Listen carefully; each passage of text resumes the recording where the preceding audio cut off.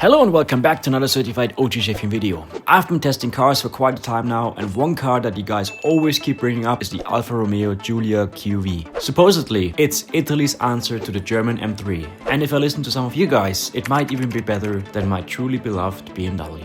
So join me on today's adventure and we're gonna try to find out how good the Alfa Romeo Giulia truly is. Sit back, relax, and enjoy. Yeah, welcome back. Today is actually one of the days where I listen to you guys, because you guys always told me in the comments of every video where I tested some cars that I should test one of those, which is the Alfa Romeo Giulia QV, Quattro Formaggio, which means basically this clever leaf right here.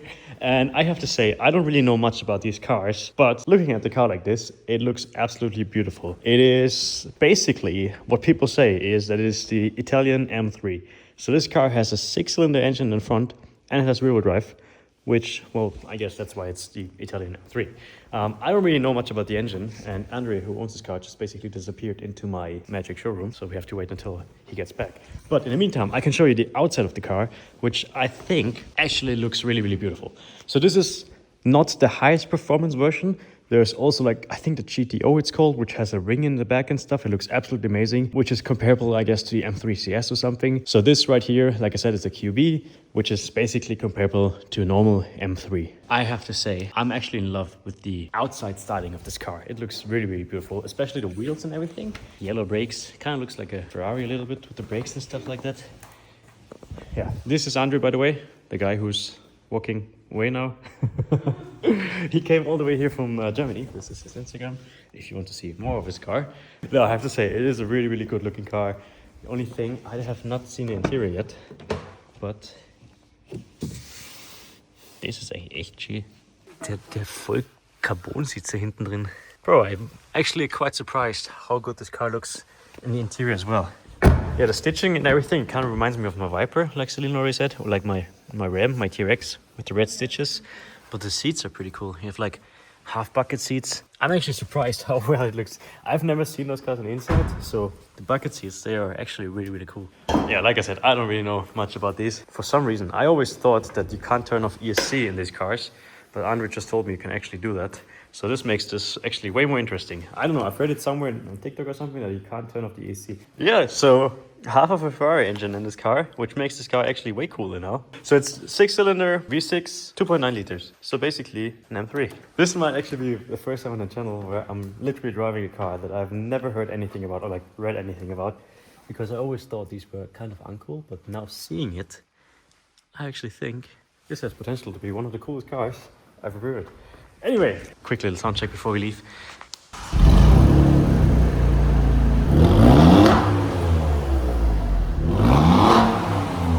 It kind of sounds a little bit like an M3, a bit less raspy than the M3 because it's the V6 and not the inline 6, but apart from that, the only thing we need to figure out is how well this thing actually drives.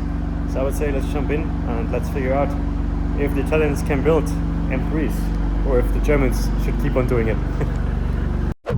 Alright, so far so good. I've driven the first couple of meters in this thing, and I have to say, I can kind of slowly understand now why you guys wanted me to test one of those so bad. It feels pretty nice to drive, at least in a relaxing way. I haven't really pushed the car yet. The interior, it's pretty basic, but not in a bad way. I kind of have to say I like it.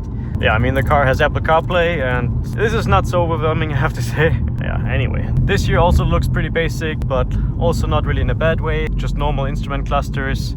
You have your fuel consumption, which is 10 liters driving normally, which is not too bad for a sports car, I guess, but also not really fantastic. Other than that, the steering wheel feels really nice in the hands. This one is a bit used, apparently. The car has 87,000 kilometers, so this is quite a lot. And you have Alcantara on the top, carbon fiber on the bottom, so it's actually a really, really beautiful steering wheel. I also love the start-stop button here, very similar to Ferraris, but normally I think they have it on this side, and they also have like the little manettino. This here is the Alfa Romeo DNA, it's called. So this basically lets you put the different sport modes in the car. So right now we are in N, whatever that means. Then we can put it into D, which is, I guess, the sport mode. N must be neutral mode, and A must be efficient, I guess, because the car suddenly gets really, really quiet. DNA is actually a pretty cool name, I have to say that. The shift lever, like I said, it feels very similar to the BMW ones. I guess this is also an 8 HP, or at least it feels like an 8 HP. For normal cruising right now, the car feels actually really, really nice, so it can be a good daily driver, I think.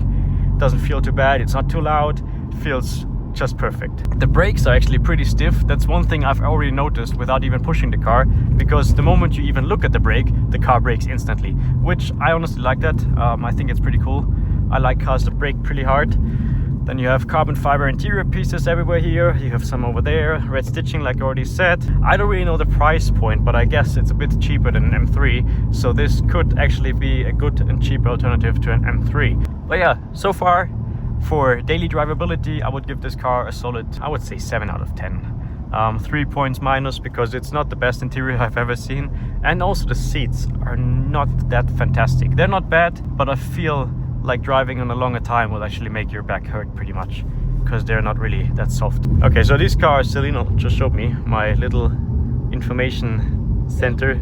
These cars can also be ordered in manual, which is pretty cool, and they have 510 horsepower, and they are indeed less expensive than an M3. So yeah, there you have it.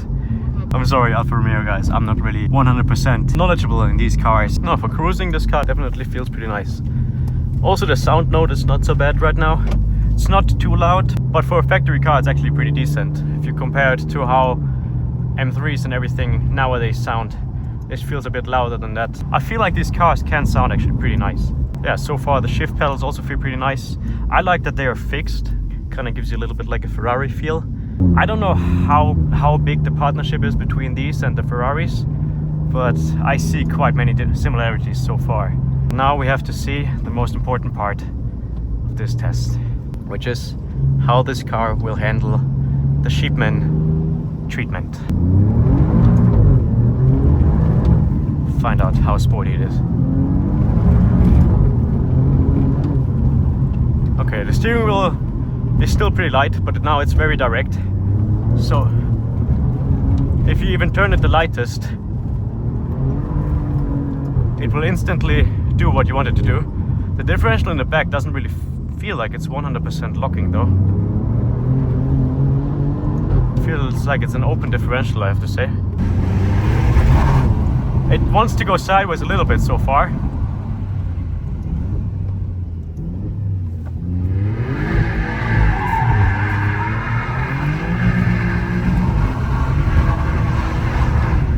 Okay.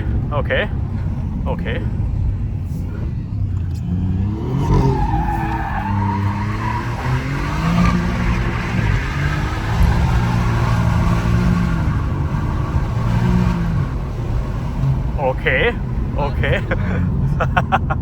The Italians might have actually cooked with this one. This feels very good. It doesn't feel as direct as the M3. It feels a bit more slouchy, a bit less aggressive. Gearbox shifts very fast.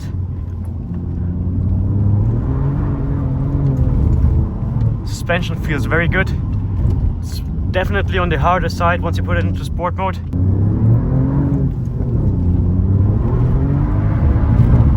Yeah, this car definitely moves. Wow, it's really, really fast.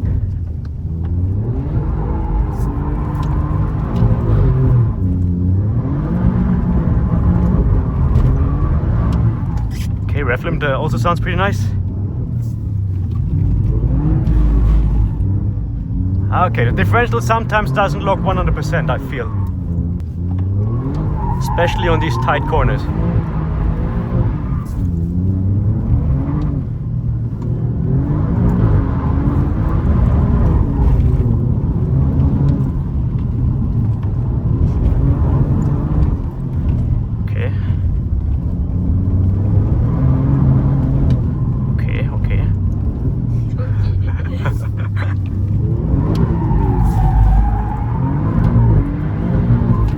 Regulates the power a little bit, doesn't like 100% sliding.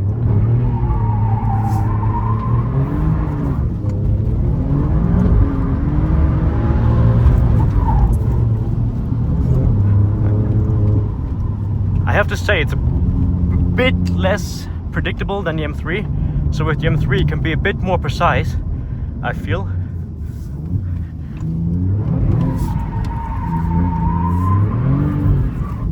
So the differential opens sometimes when it gets too sideways, I guess. Especially in these tight corners. Okay, now the differential didn't lock at all. That's what I meant. The M3 is a bit more precise because it always locks the differential and it always does what you want it to do. But this doesn't feel bad.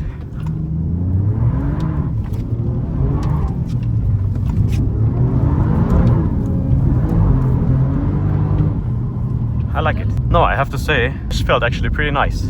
It didn't feel like you were pushing the car to do something it doesn't want it to do.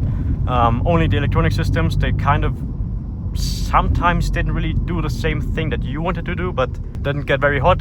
It didn't really feel like you're pushing the car to the limit. I think that there can be way more pressure onto the car without having to worry about anything. Felt really, really good. Suspension is amazing. The brakes are absolutely phenomenal. They didn't get hot or anything. Exhaust could be a bit louder, but for factory I think it's not so bad if you compare it to the M3s, like I already said. By the way, the reason why I'm comparing this car always to the M3 is because you guys always told me that this is the Italian M3. You did it yourself, Alfa Romeo guys. Take a look at the car really quick again. Sounds nice. It sounds really, doesn't sound too raspy. Never really liked raspy cars. I'm actually grateful I got to drive this car, and grateful that you guys actually told me to test this, because I would have never thought that Alfa Romeo builds cars that well. By the way, check out Celine's cool hoodie. We still have some available. F80 tribute hoodie. No, really, really nice car.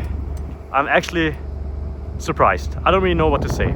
Also, Hurricane Jacket version 2. You can also buy it right now at my shop. Bro, this car is sick.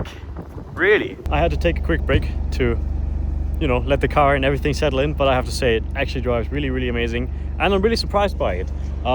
It doesn't feel like 510 horsepower, it feels more like 450 or something. Apart from that, suspension, brakes, gearbox feels really, really good. The engine, it feels a little bit disconnected from the gas pedal, and also the steering, but apart from that, it's honestly really, really good.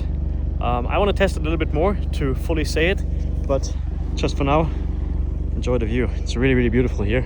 Anyway, let's jump back into the car, get a few outside shots, and then we're gonna explore a little bit more.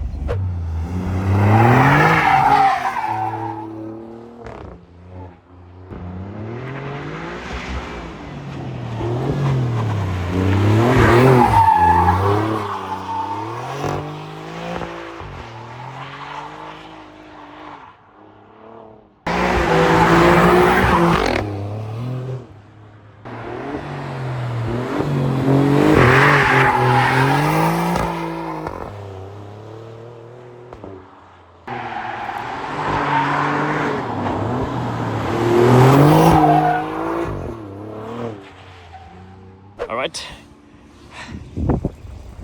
Quick little lunch break, really quick. Ich hoffe, es schmeckt an den Jungs. Kriegen wir was zum Essen, Fuzzi? Morgen. Perfekt.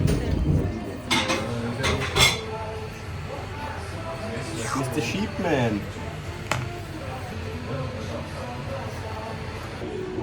Danke, Fuzzi.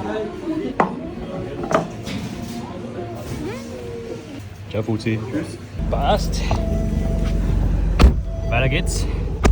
We are back after a short little lunch break, and I have to say, when we did the outside shots, there's one thing I have to say about this car, and it is that the differential doesn't lock 100%, or at least it's acting a bit weird, especially here on dry surfaces.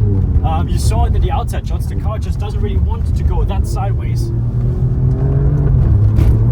which honestly I'm a bit disappointed about. I think the luck that we had in the first run was that it was just completely wet on the road, so it didn't really matter if the differential is closing or not closing. But yeah, and the outside shots and also here on this road, I think you should be able to see it pretty well.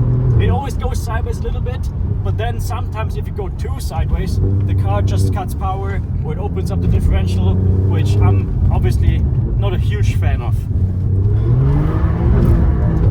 It goes sideways, just not the same as an M3, unfortunately.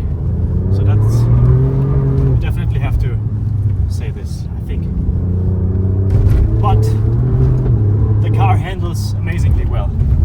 That's one thing. The suspension is really good, I said that already. Just needs a little bit of fine tuning for the rear differential, I think. Then this car would be definitely very much comparable with an M3. Oh, and I also found out that it's indeed actually not very much cheaper than an M3. So it's pretty much the same price, which means that you can decide if you either want to go for this or for an M3. I'm gonna tell you later for what I would decide.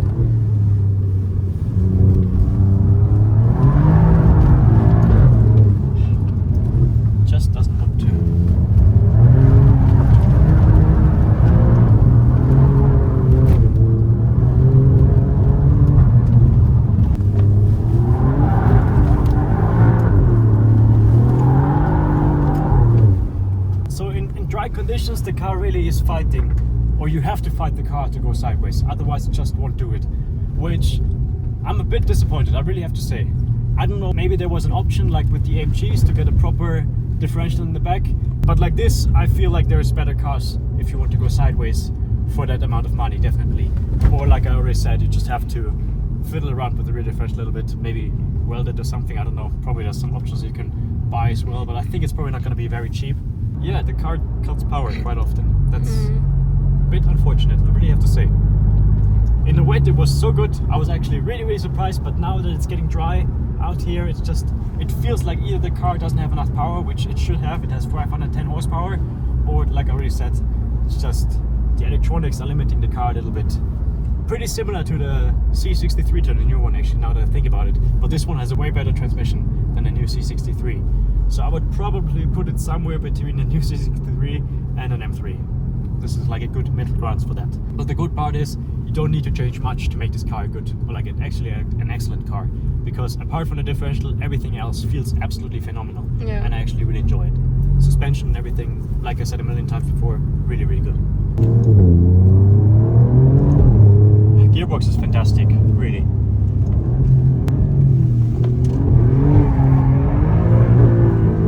It feels like the car wants to go sideways, but then it just decides to switch its mind and it doesn't really want to do it anymore. Because the first initiation is always really good, but then the more you push it, the less the car really does what you want it to do, which is a bit sad, but whatever.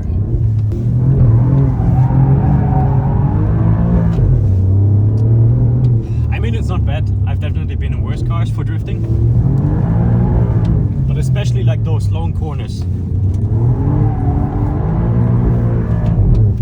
The car sounds amazing though, I have to say that. And looks wise, probably one of the most beautiful cars in this category that you can buy, I think. So that's definitely also a big plus point, in my opinion. Pretty beautiful place here, huh? Yeah, Alfa Romeo Giulia Quattro Formaggio. What do I have to say about this car? It has a lot of potential, really a lot of potential, but it needs a little bit of love and some tweaks, at least a little bit. It's an absolutely phenomenal looking car. It looks really good in my opinion. For me personally, I would always choose the M3, I have to say that, but it would be interesting to see or to test one of those that has some modifications done to it, because like I already said, I feel like this car can do way more than it's currently doing with the stock setup.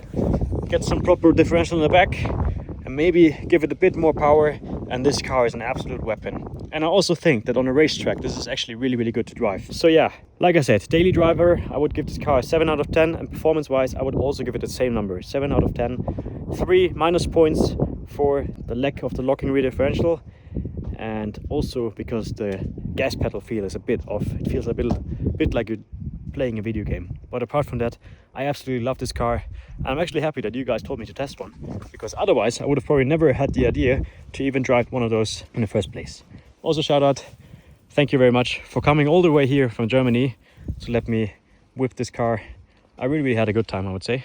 I hope you guys enjoyed it too, and I'll see you again in the next video. Servus.